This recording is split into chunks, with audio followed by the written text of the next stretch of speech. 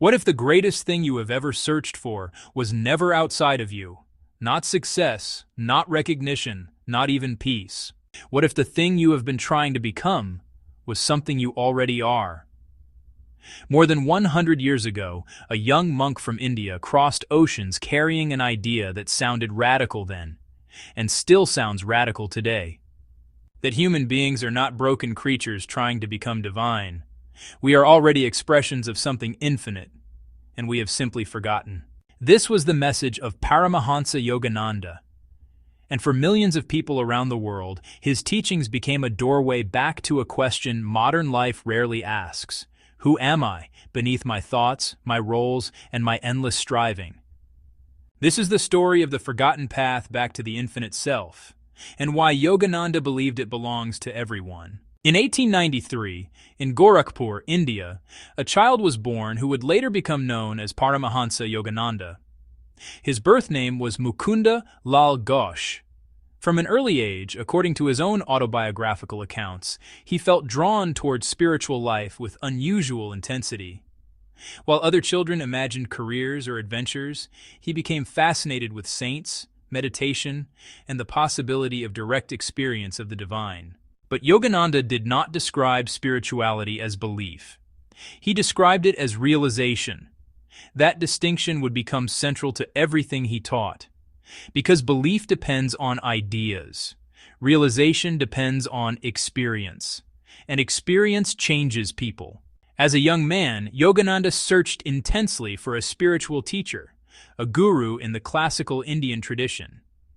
Eventually, he met Swami Sri Yukteswar, a teacher whose influence would shape the rest of his life. Years later, Yogananda would describe that meeting not as gaining information, but as recognition, as if something inside him had finally remembered itself. Pause for a moment. How many people today feel exactly the opposite? Surrounded by information, yet disconnected from themselves, knowing more than ever, while understanding less about who they actually are. Yogananda believed this confusion had a cause.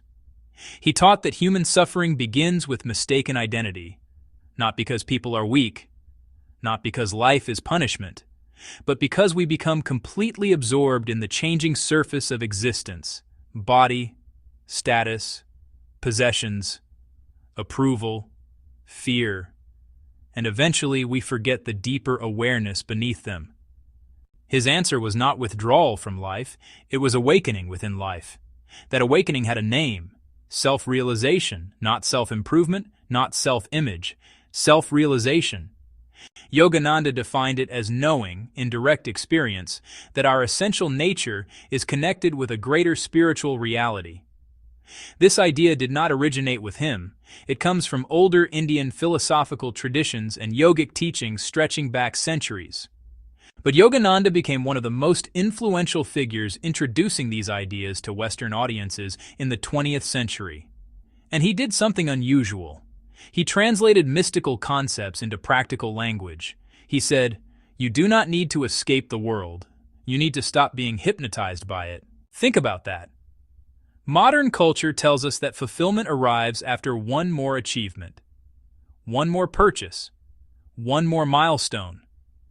But what if fulfillment is not ahead? What if it is underneath? Waiting beneath noise, waiting beneath distraction, waiting beneath identity. In 1920, Yogananda traveled to the United States to speak at a religious congress in Boston. At the time, yoga in the West was largely unknown. Meditation was unfamiliar. The language of consciousness and inner realization belonged mostly to niche intellectual circles. Yet audiences responded, not because Yogananda asked people to abandon their religion, quite the opposite. He often spoke about the underlying unity between spiritual traditions and emphasized personal experience over dogma. His lectures expanded, his influence grew. Eventually, he established Self-Realization Fellowship in Los Angeles to continue sharing teachings centered on meditation and spiritual development. But here is where the story becomes more interesting. Yogananda was not offering philosophy alone. He emphasized practice. He taught meditation as a method. His teachings drew heavily from classical yoga traditions and included Kriya yoga, a disciplined spiritual practice intended to support concentration, interior awareness, and deeper meditation. Now pause here. This matters, because Yogananda repeatedly warned against collecting spiritual ideas. You could read every sacred book, memorize every quote, attend every retreat, and still remain unchanged. Why? Because understanding is not transformation. His question was always, have you experienced stillness for yourself? Have you sat long enough to discover that thoughts move, but awareness remains? Yogananda suggested that beneath ordinary mental activity there exists a deeper level of consciousness. Again, this is a spiritual claim, not a scientific conclusion, but for many practitioners, meditation became a way to explore that possibility personally. And this changed how countless readers approached spirituality. Then came the book. In 1946, Yogananda published Autobiography of a Yogi. No one expected what happened next. The book would eventually become one of the most influential spiritual autobiographies ever published and played a major role in introducing yoga and meditation to global audiences. People expected exotic stories. What they found instead was something stranger: hope. Readers encountered a man who treated spiritual realization not as mythology, but as something possible, not reserved for monks, not reserved for saints, but available through disciplined inner work. The book described his childhood, his teachers, his travels, and accounts of spiritual experiences. Some readers interpreted these accounts literally, others read them symbolically. But across cultures and generations, one message kept reaching people: human beings may be far more than they assume. And perhaps that explains why the book endured. Because beneath all the stories is one recurring invitation: look within, not as escape, as discovery. Now here is where Yogananda's message becomes surprisingly modern. Today we live in an age of endless stimulation. Every moment can be filled: notifications, streaming, scrolling, consumption. And yet loneliness, anxiety, and inner restlessness remain widespread. Yogananda predicted something like this. He warned that external advancement alone could not satisfy deeper human longing. He argued that inner development must grow alongside outer progress. Otherwise, abundance creates emptiness. He did not reject success. He questioned dependency. Can you enjoy life without needing life to constantly confirm your worth? Can you work without becoming your work? Can you love without losing yourself? These were not abstract spiritual questions. For Yogananda, they were practical. Because if identity depends entirely on changing circumstances, peace disappears every time circumstances change. His answer was daily return. Return through stillness. Return through reflection. Return through meditation. Return to what he believed was already present: the infinite self. And notice something important. Yogananda did not describe realization as becoming extraordinary. He often described it as becoming natural, as removing layers, like clouds moving away from the sun.